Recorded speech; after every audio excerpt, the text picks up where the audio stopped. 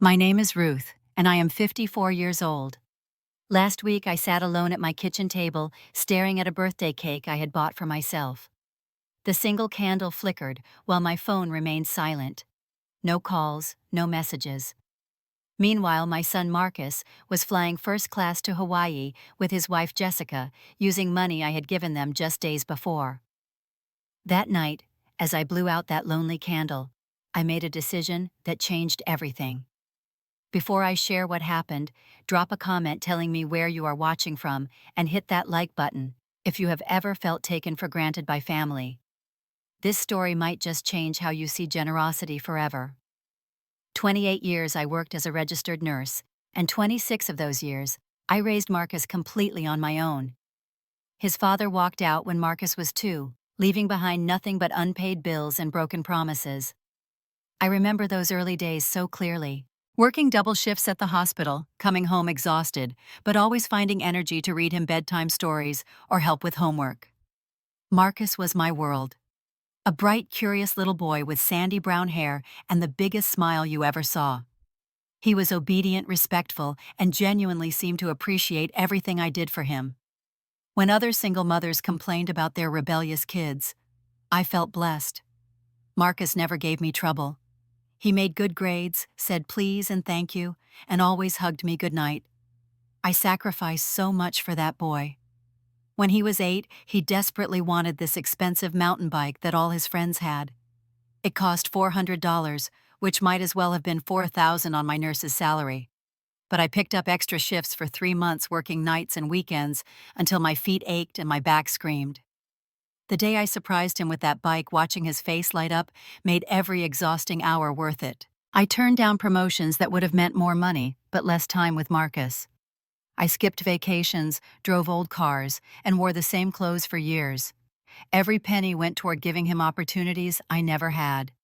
Piano lessons, summer camps, college prep courses. I wanted him to have choices in life. When Marcus graduated high school with honors, I felt so proud. We had done it together. He got into a good state university with a partial scholarship, and I gladly covered the rest. My retirement savings took a hit, but seeing him walk across that stage made it worthwhile. College changed things between us, though I did not want to admit it then. Phone calls became less frequent. Our weekend visits turned into monthly check-ins, then every few months. When he did call, it usually meant he needed money. Textbooks were more expensive than expected. His meal plan did not cover enough food. His laptop crashed and he needed a new one for classes. I always said yes. What mother would not want to help her child succeed? By the time Marcus graduated, I had made the decision to take early retirement at 50. 28 years of nursing had worn me down physically, and I had managed to save about $180,000 in my retirement account, plus a small pension that would start paying out immediately. It was not a fortune, but it was enough to live modestly and pursue some interests I had put aside for decades. The irony is, just as I finally had time and freedom to reconnect with Marcus, he seemed to need me less than ever. Or rather, he needed my money more than my presence. During his final year of college, our conversations became purely transactional. He would call, we would exchange pleasantries for about 5 minutes, then he would mention some expense that had come up. When he graduated, I gave him $5,000 as a graduation gift. He seemed genuinely grateful, hugging me tight and promising we would spend more time together now that school was behind him. I believed him. I wanted to believe him. But the calls continued to be about money. First month's rent and security deposit for his new apartment, a professional wardrobe for job interviews, car repairs when his old Honda finally died. Each time I told myself this was an investment in his future. This was what good mothers did. They helped their children get established in life. What I failed to recognize was that I was teaching Marcus to see me as a bank rather than a person. Our relationship was becoming defined by what I could provide rather than who I was.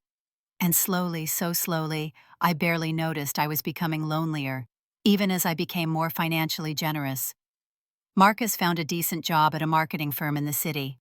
I felt relieved, thinking finally he would be financially independent, and we could rebuild our relationship on more equal ground. Instead, the requests just became larger and more frequent. Everything changed when Marcus met Jessica.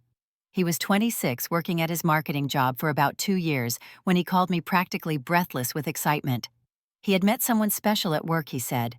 Her name was Jessica. She was beautiful and smart and ambitious, and he was falling hard. I was thrilled. Marcus had dated casually through college and his early 20s, but no one serious. I had worried he was too focused on work, too isolated. The happiness in his voice when he talked about Jessica made my heart sing. When I finally met her 3 months later, I understood his attraction immediately. Jessica was stunning with glossy black hair, perfect makeup, and an effortless elegance that made my simple sweaters and jeans feel shabby. She spoke confidently about her career in account management, her goals, her sophisticated tastes in everything from wine to art. She was polite to me, calling me Mrs. Henderson even when I insisted she call me Ruth. But there was something in her smile that did not quite reach her eyes. A calculation, maybe, or a measuring look, as if she was evaluating what I might be worth to her. Marcus was completely smitten. After dating for only 8 months, he proposed. Jessica said yes, and suddenly my quiet son was planning a wedding that would cost more than I had ever spent on anything in my life. The guest list kept growing. The venue Jessica wanted was booked 2 years out, but she convinced Marcus they had to have it. The dress she fell in love with cost $3,000. The flowers, the photographer, the catering, everything had to be perfect, top-tier expensive. Marcus called me one evening, his voice tight with stress. The wedding was going to cost $40,000, he said. His salary could cover maybe half of that if they saved aggressively for the next year. Jessica's parents were contributing $15,000, which was generous, but still left them short. The unspoken question hung in the air between us. I had never spent money like that in my life. My own wedding to Marcus's father had cost maybe $800 at the courthouse. But seeing the stress in my son's voice, imagining him starting his marriage in debt, or disappointing the woman he loved, I could not say no. I contributed $25,000 to their wedding. It wiped out more than a quarter of my retirement savings in one stroke, but I told myself this was a once-in-a-lifetime event. Marcus was my only child. I wanted his wedding day to be perfect. The wedding itself was beautiful. I will give Jessica that. Everything was elegant and tasteful and exactly as she had envisioned. But I felt strangely invisible throughout the whole event. Jessica's family filled 3/4 of the venue. Her parents, aunts, uncles, cousins, family friends, all dressed expensively and talking loudly about their businesses and vacation homes and children's achievements. I sat at a small table near the back with Mrs. Patterson, my neighbor, and 2 of Marcus's college friends. No one from my side of the family was there because I did not really have family left. My parents had died years earlier, and I was an only child just like Marcus. During the reception, I watched Jessica work the room like a seasoned politician, laughing and charming everyone. She looked radiant in her $3,000 dress. Marcus looked handsome in his rented tuxedo, beaming with pride as he introduced his wife to distant relatives and family friends. When they cut the cake, I felt tears in my eyes, but they were not entirely happy tears. I felt proud of Marcus, but also somehow forgotten, like I had paid for a party I was not really welcome at. After the honeymoon, Marcus and Jessica moved into an expensive apartment downtown. The rent was $2,400 a month, nearly double what Marcus had been paying for his studio apartment. When I asked him how they could afford it on his salary, he got defensive. Jessica's career was just getting started, he said.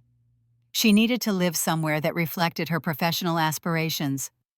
The location was important for networking. They would figure out the money. 3 months later, Marcus called asking if I could help with the rent. Just temporarily, he promised, until Jessica got the promotion she was expecting. I sent him $1,200, telling myself it was the last time. But it was not the last time. It never seemed to be the last time. Jessica did get promoted, but somehow their expenses always seemed to outpace their income. Designer clothes were necessary for her image. A nicer car would help Marcus advance in his career. They joined an expensive gym because fitness was important for their health. Every few months, there was another request. Never demanding, always polite, always with a reasonable explanation. And always with Marcus's voice carrying that slight note of stress that made me unable to say no. Jessica's attitude toward me remained consistently pleasant, but distant. She never called me directly, never invited me to lunch or coffee, never seemed interested in getting to know me as a person. When I visited their apartment, she would disappear into the bedroom to make work calls or catch up on emails, leaving Marcus and me to visit alone. I started to feel like I was being tolerated rather than welcomed. But when I mentioned this to Marcus, he always had an explanation. Jessica was stressed about work. Jessica was not used to having family so close by. Jessica needed time to adjust to being part of our family. Our first Christmas after their marriage exemplified everything that was wrong with our dynamic. I spent weeks shopping for perfect gifts for both of them. I bought Marcus an expensive watch he had admired in a store window. For Jessica, I chose a beautiful cashmere scarf from an upscale boutique, something I would never have bought for myself. When I unwrapped their gift to me, I found a generic bath set from the drugstore.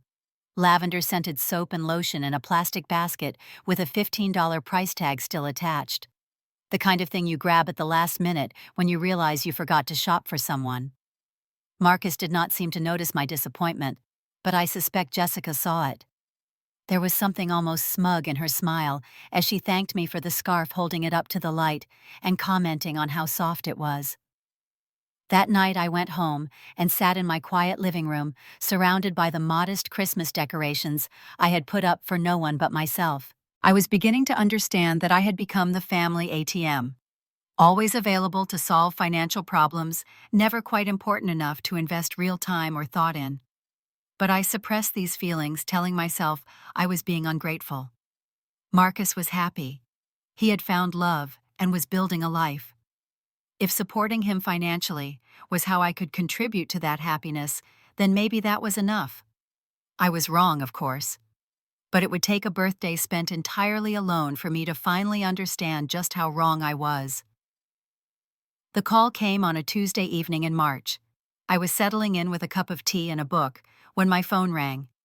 Marcus's name lit up the screen, and I felt the familiar flutter of happiness that came with unexpected contact from my son. His voice sounded tired when he said hello. Work had been brutal lately, he told me. Jessica was completely overwhelmed with a new client portfolio that was demanding and high maintenance. They were both working 12-hour days and barely seeing each other. Then came the request that would change everything. Jessica really needed a break, Marcus said. She was burning out, and he was worried about her health. Their second wedding anniversary was coming up in April, and he wanted to plan something special. Something that would remind her why she married him and help her recharge from all the work stress. He had been looking at vacation packages to Hawaii. There was a beautiful resort on Maui that offered couples retreats, spa services, romantic dinners on the beach. The kind of place where Jessica could finally relax and they could reconnect. The problem was the cost. Even the most modest package was running about $8,000 for a week. With their current expenses, there was no way they could swing it without help. I felt a familiar tightness in my chest. $8,000 was more than I typically spent on myself in 6 months. But hearing the stress in Marcus's voice, imagining him trying so hard to make his wife happy, I found myself wavering. "That's a lot of money, honey," I said carefully. Marcus's voice took on a slightly desperate edge.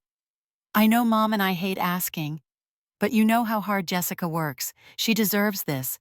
And honestly, I'm worried about our marriage if we don't do something to break this cycle of stress." The manipulation was subtle but effective. He was not just asking for vacation money. He was asking me to help save his marriage. How could I say no to that? "Let me think about it," I told him. But we both knew what that meant. I had never said no to a direct request for help, and this would not be the first time. 2 days later, I transferred $8,000 from my savings account to his checking account. It hurt to see my balance drop, but I tried to focus on the positive. Marcus would have a wonderful anniversary trip. Jessica would be happy and relaxed. Maybe they would come back refreshed and grateful, ready to include me more in their lives. As I authorized the transfer, a small hope began to grow in my chest. My birthday was May 15th, just a few weeks after their planned return from Hawaii. When I had mentioned the timing during our phone call, saying, "That's close to my birthday too," Marcus had immediately responded, "Oh, right, Mom, we'll do something special when we get back." Maybe this generous gift would finally break through Jessica's polite distance. Maybe they would plan a celebration for me, invite me to dinner at a nice restaurant, or even just call to sing happy birthday. Maybe investing in their happiness would finally result in them investing in our relationship. I started planning my birthday week with an excitement I had not felt in years.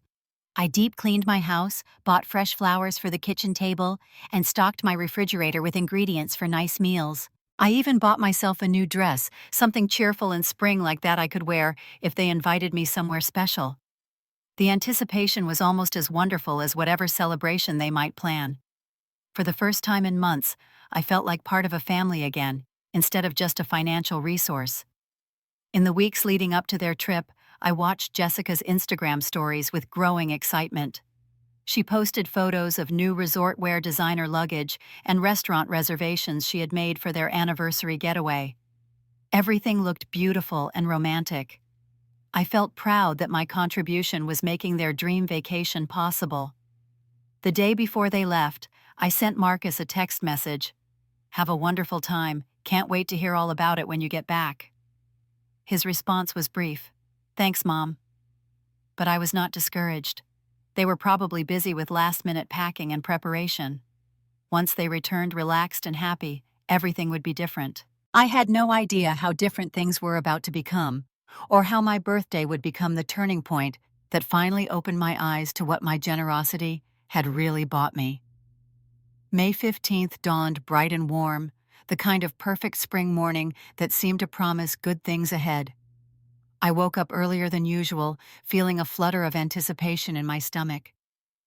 55 years old today, I thought, and maybe this would finally be the birthday when I felt truly celebrated by my family. I made myself a special breakfast, complete with fresh orange juice and the good coffee I usually saved for occasions.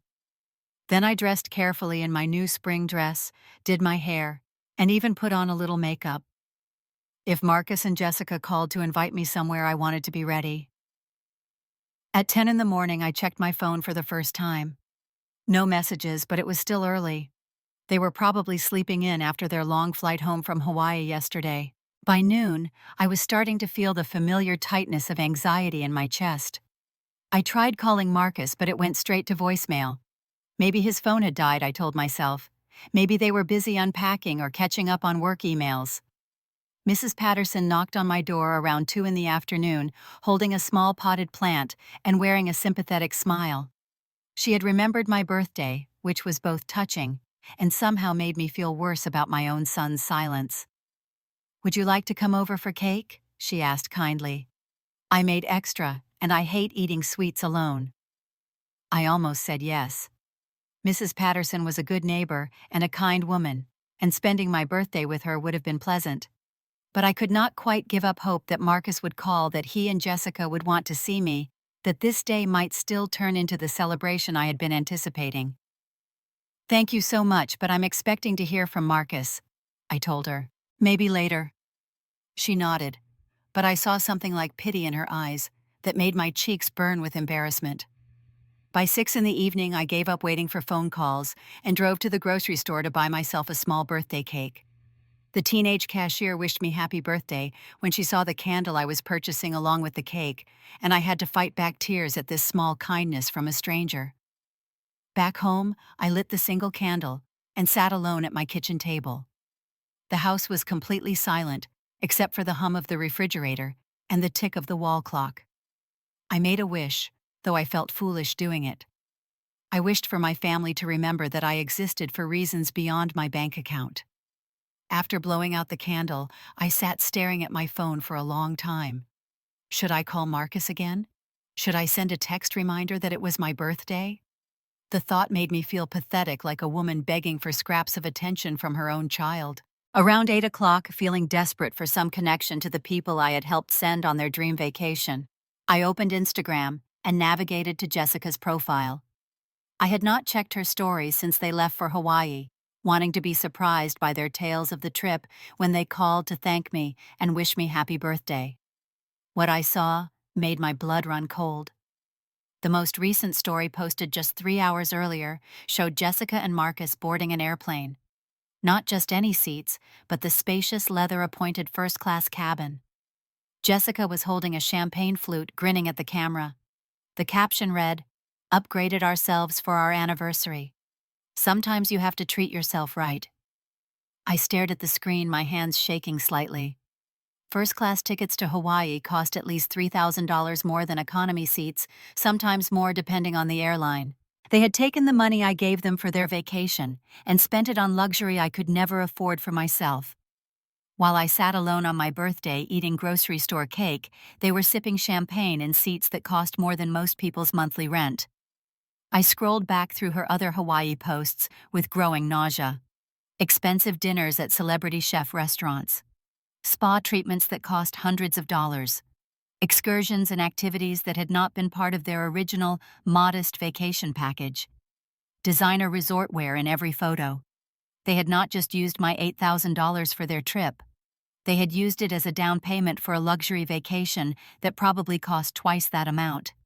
And they had done it all while I waited by the phone for a birthday call that never came. I tried calling Marcus again, straight to voicemail. The betrayal hit me in waves. Not just the money, though, that stung deeply. It was the complete disregard for my feelings. My birthday, my existence as anything more than a source of funding for their lifestyle. I had been fooling myself for years, I realized. Every thank you had been calculating rather than genuine. Every promise to make it up to me had been empty words designed to keep the money flowing. Every explanation about Jessica needing time to adjust to having me in their lives had been a lie to maintain distance while preserving access to my savings account. I sat at that kitchen table until well past 10 o'clock, staring at my birthday cake and feeling something fundamental shift inside me. The hope I had carried for years that my generosity would eventually buy me a place in their lives finally died. In its place, something harder and clearer was being born. A recognition that I had trained them to treat me this way. A understanding that love could not be purchased, only freely given and freely received. And a determination that this pattern was going to end, starting right now. I had spent 55 years on this earth, the last 30 of them pouring myself out for other people with little thought for my own needs or dignity. As I sat alone on my birthday, surrounded by evidence of how little my sacrifices meant to the people I loved most, I made a decision that would change everything. The generous, enabling Ruth was done. It was time to meet the Ruth who valued herself enough to demand respect. On day 3 of their Hawaiian vacation, Marcus finally called me back. I was sitting in my garden trying to find peace among the roses I had planted years earlier, when my phone rang. His voice was casual, almost carefree. "Hey, Mom, sorry I missed your calls. We have been so busy here. Hawaii is absolutely amazing. The weather is perfect, the resort is incredible, and Jessica is finally relaxing." I felt a strange calm settle over me as I listened to him gush about their wonderful vacation. The vacation I had funded while spending my birthday alone.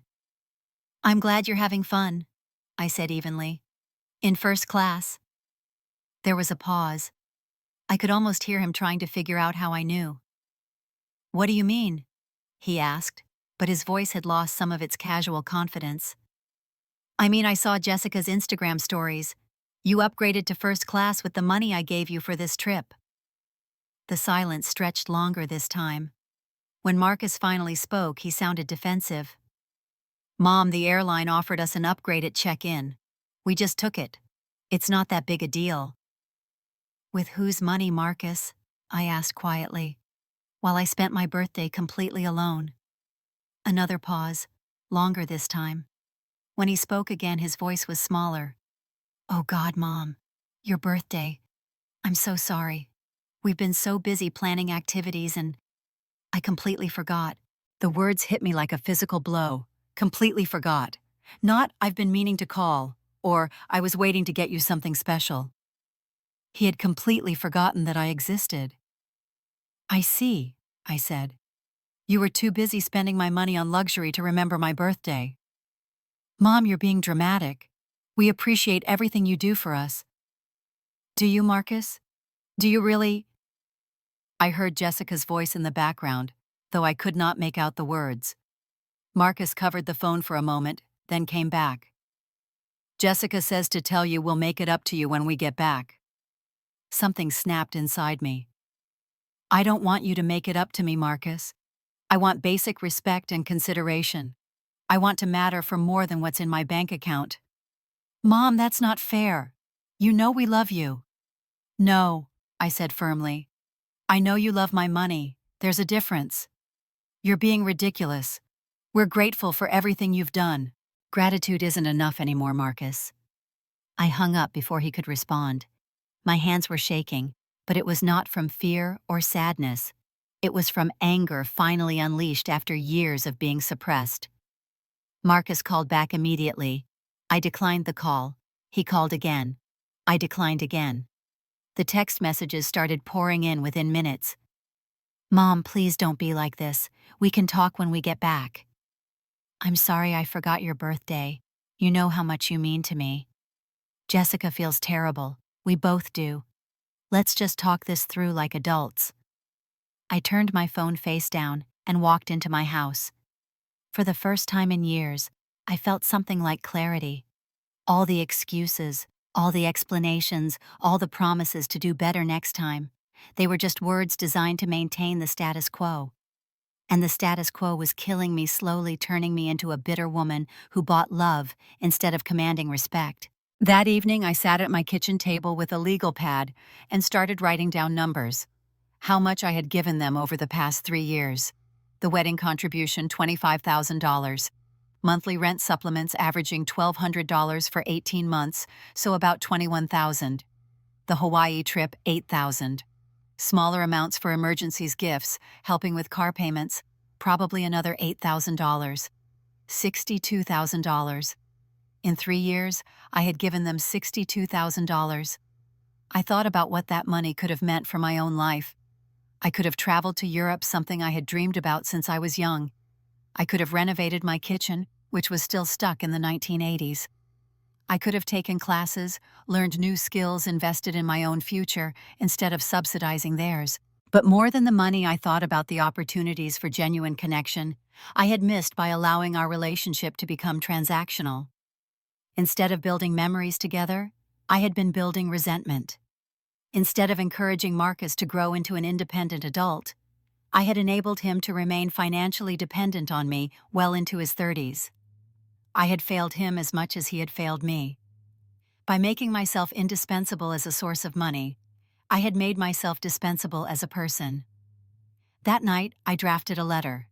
Not an email or a text that could be quickly dismissed, but a formal letter that I printed out and planned to mail the next day. I wanted them to have something physical to hold, something that represented the finality of my decision. The letter was simple and direct. I explained that effective immediately, I would no longer be providing financial support of any kind. This was not punishment, I wrote, but a necessary boundary for my own emotional and financial well-being. I explained that I had raised Marcus to be independent and capable, and it was time for both of us to trust in those abilities. I also wrote that I hoped we could rebuild our relationship on a foundation of mutual respect rather than financial dependence, but that this would have to be their choice. I would no longer chase after their attention or try to buy my way into their lives. I sealed the letter in an envelope, wrote their address in my careful handwriting, and placed a stamp in the corner. Tomorrow I would mail it. And then the real work of reclaiming my life would begin. For the first time in years, I went to bed feeling something like peace. Not happiness, not yet, but a quiet confidence that I was finally doing the right thing for all of us, even if it meant losing them completely. I mailed the letter on a Thursday morning while Marcus and Jessica were still enjoying their final days in Hawaii. I also made some practical changes that same day, changes I should have made years earlier. I went to my bank and removed Marcus as an authorized user on all my accounts. I changed my debit card PIN and updated my online banking passwords. I opened a new savings account that only I could access and transferred most of my remaining retirement funds there. If Marcus tried to manipulate me during a moment of weakness, he would find that the well had truly run dry. The call came 3 days later, the day after they returned home. Marcus's voice was panicked in a way I had never heard before. "Mom, what is this letter?" The rent check bounced. Our landlord is furious. "I imagine it did bounce," I said calmly. "I closed the account you've been drawing from for rent supplements." But, but you can't just cut us off like this. We have bills obligations." "You're both adults with good jobs," I replied. "Figure it out." There was a moment of silence, then I heard Jessica's voice demanding to speak to me. Marcus must have handed her the phone because suddenly I was listening to my daughter-in-law's voice tight with barely controlled anger. "Ruth, this is completely ridiculous. You're punishing us over a simple misunderstanding about your birthday." The use of my first name instead of Mom was telling. Jessica had never really seen me as family anyway. "This isn't about my birthday, Jessica. This is about a pattern of taking me for granted that I should have addressed years ago." "We have never taken you for granted. We're grateful for everything." "Gratitude is more than words," I interrupted. "It's consideration, respect, and genuine care for my feelings. When did you last call me just to see how I was doing? When did you last invite me somewhere because you wanted my company rather than my money?" Silence. "You can't just abandon us like this," Jessica finally said, and now her voice was shaking. "We've made commitments based on your support." "Then you've learned an important lesson about making financial commitments you can't afford on your own." Marcus got back on the phone, his voice desperate. "Mom, please. Can we just talk about this? Can we work something out?" "We are talking about it, Marcus, and I've worked it out. You're going to learn to live within your means, and I'm going to learn to live for myself." Over the next several weeks, they tried every approach they could think of. Guilt trips about how I was destroying their marriage, angry accusations that I was being manipulative and controlling, promises that things would be different if I would just help them through this temporary crisis.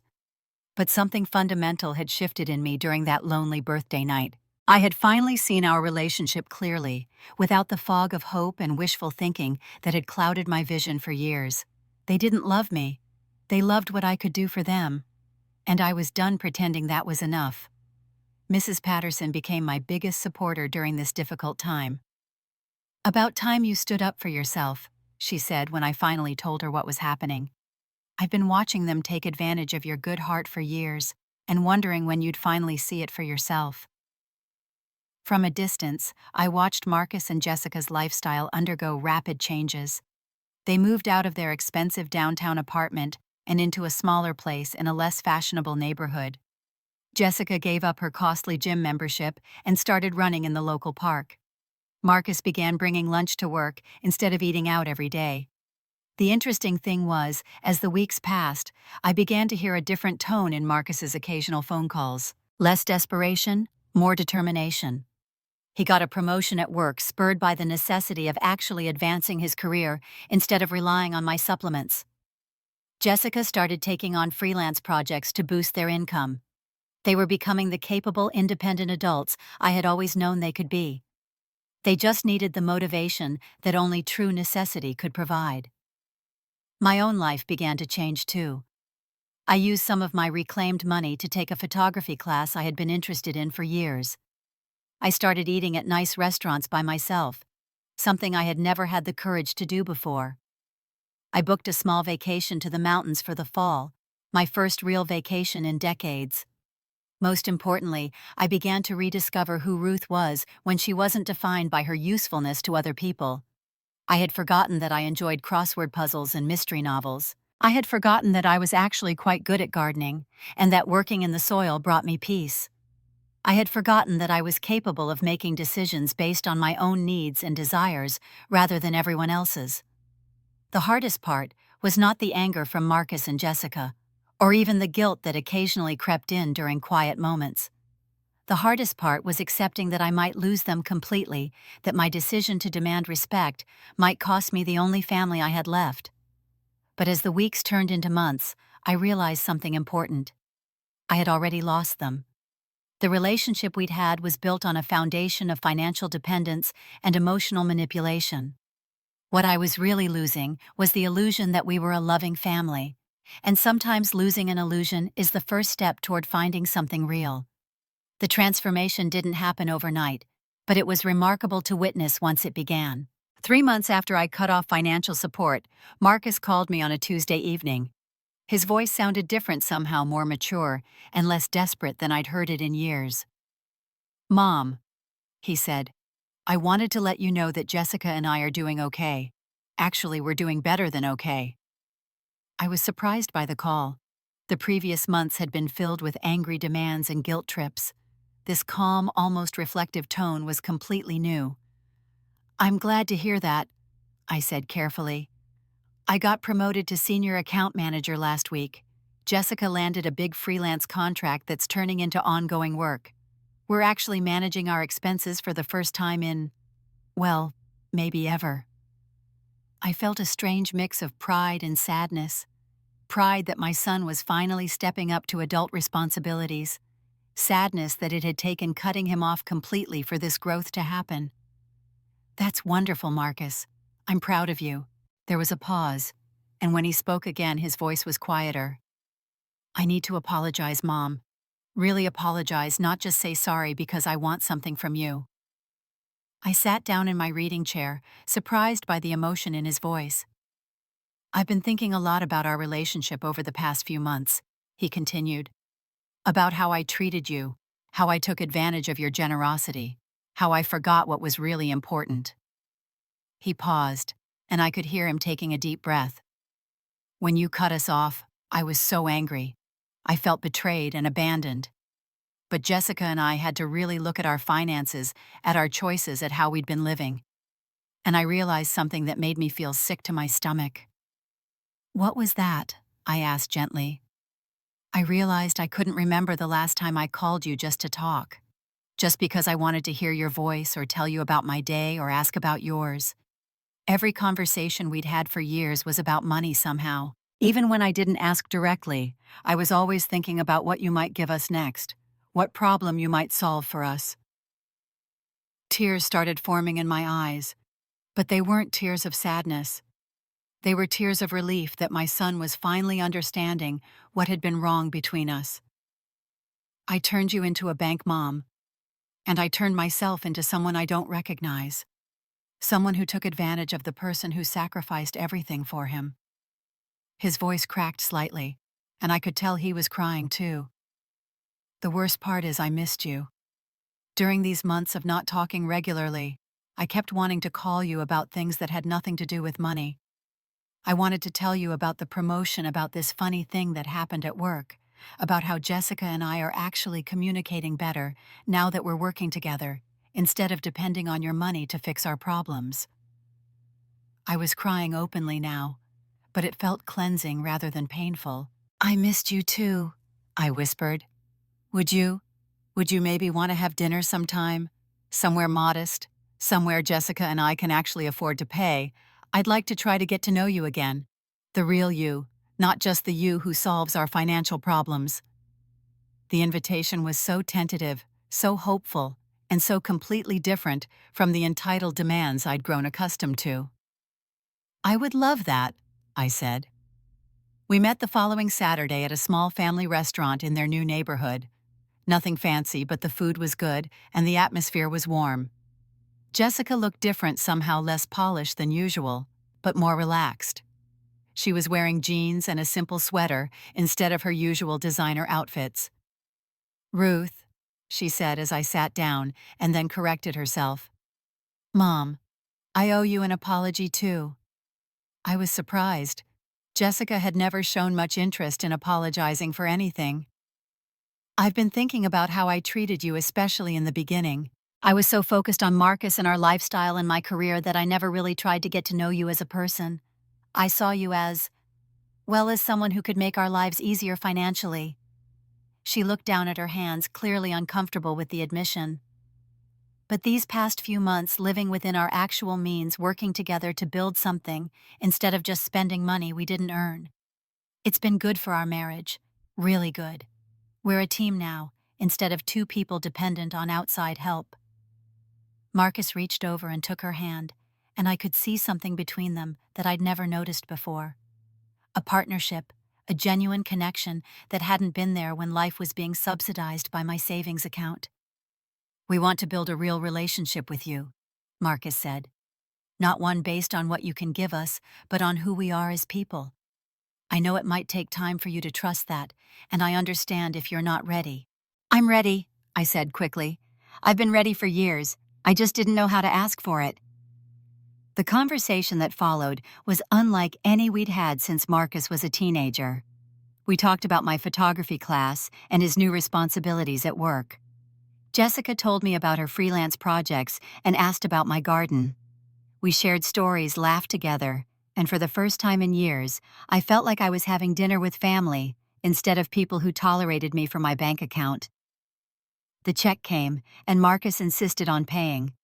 It was probably $28 total, nothing extravagant, but he treated it like an honor to be able to take care of the bill.